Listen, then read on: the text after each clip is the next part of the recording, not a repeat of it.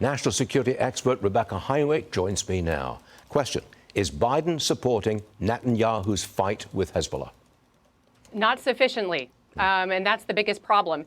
You keep hearing this word de-escalation. The goal continues to be from the Biden administration, the goal is de-escalation. It's the wrong goal. The goal should be enable Israel to destroy these munitions, these weapons facilities, Hezbollah's ability to continue to conduct terrorist activities against Israel and U.S. forces in the region and our allies.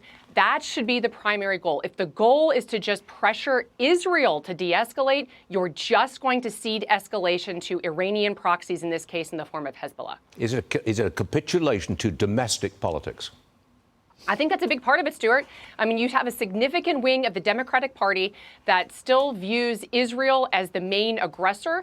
You see them using hyperbolic language, genocide, et cetera, ascribing that particular thing to Israel. It's obviously backwards. Israel is in the business of protecting life.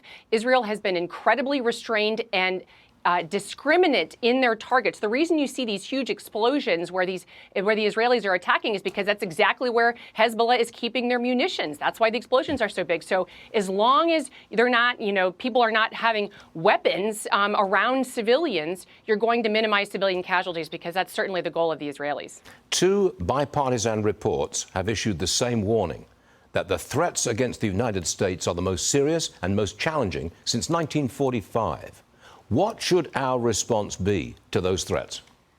So this is so important, Stuart. I'm actually one of the commissioners on one of the reports. Both of these reports were issued by bipartisan individuals who all have very, very different views about politics. But when we all got in sort of our separate rooms and looked at how bad the threats are and what is at risk for the United States and our allies, really some conclusions came to light. One is that China, Russia, North Korea, and Iran are collaborating to harm the United States and our allies. So you talk about since World War II, the prosperity that we have because of open sea lanes, free trade. These kinds of things are really underpin American freedom and prosperity. They're all at risk.